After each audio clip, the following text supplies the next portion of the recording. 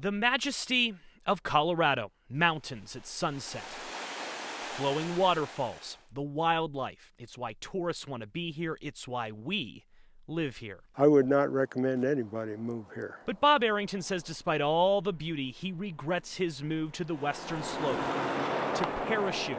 I wouldn't move here again on a heartbeat. The reason? These tanks. The seemingly ubiquitous site of the oil and gas industry.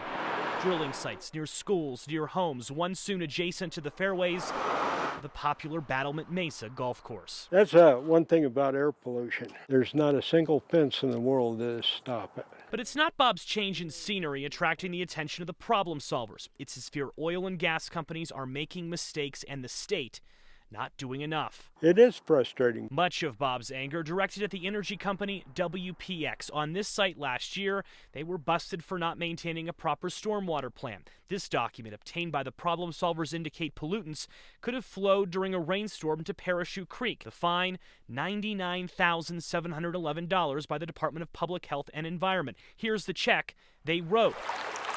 Bob's concern, that's nothing for a company with $5.7 billion in assets. Last year. It's not enough to make them change their ways. We wanted to know more of WPX's history, a history that includes changing its name from Williams Production RMT in 2012. The problem solvers found no single agency tracking all the violations, so we dug deep for months into the databases from the Department of Public Health and Environment, the Colorado Oil and Gas Commission, and the EPA. This is what we found. Colorado's Public Health and Environment caught WPX twice for water violations. In 2011, fining them $275,000, and this year, a little more than $99,000, which we told you about earlier. Colorado Oil and Gas fining them in 2014 $30,000, and at a time, a record in 2010 of $423,300. And the state's Air Pollution Control Division says WPX was cited in 2012 for $32,200, and again in 2013 for $7,000. Since 2010, WPX reporting 126 spills, paying the state a little more than $867,000 in fines. Sound like a lot?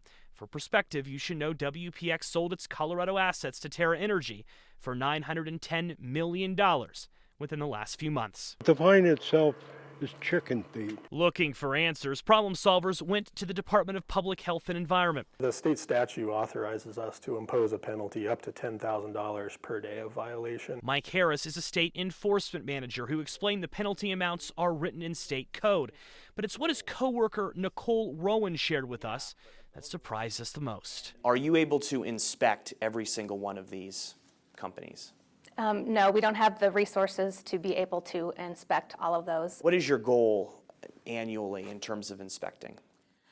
For these type of construction sites, we are targeting currently a 10% touch rate. So there's about 5,000 of these facilities statewide, and we're targeting about 500 of those. You heard that right. That means companies like WPX only have a 10% chance of being inspected in a given year. When they do get a visit, Nicole says 1 in 5 times, something's wrong. Around 20% of the time when we do an inspection, that case is referred to enforcement. What would you tell the people of Parachute who are concerned about these stormwater violations? Yeah, I don't know. Of course, there is another side to this story, WPX's. And while they initially agreed to an on-camera interview 2 days before, they canceled. Bob, welcome. So we decided to attend a conference where an environmental employee spoke. It's just a black eye. You don't need that for public relations or government agencies. Emphasizing the importance not to cut corners or it will cost you in the press. I'm Joe with Fox 31 Problem Solvers. How you doing? Can I ask you a couple questions about WPX real quickly? As far as? There are some concerns that some people have in Colorado. You being an environmental specialist, that you have not been... Joe, I'm not familiar with Colorado. I appreciate that. But does WPX take environmental matters seriously? Absolutely. Thank you very much. While we didn't get far with him, hours later, WPX spokesman Kelly Swan gave us a phone interview from his office in Oklahoma. When we miss the mark, no one is more disappointed than we are. Swan admitting the company has made its share of mistakes, regretting shortcomings. Community engagement has always been really a hallmark, I think, of our commitment to our neighbors. In 2007, we But is 100 spills a commitment to your neighbors?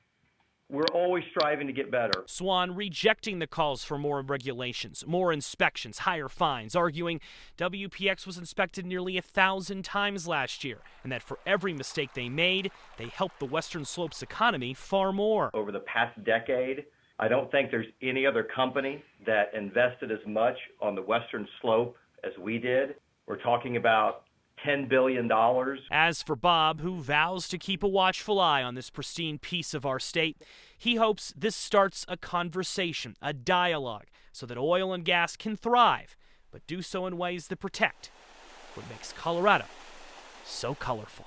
That's the fight we're fighting. Joe St. George, Fox 31.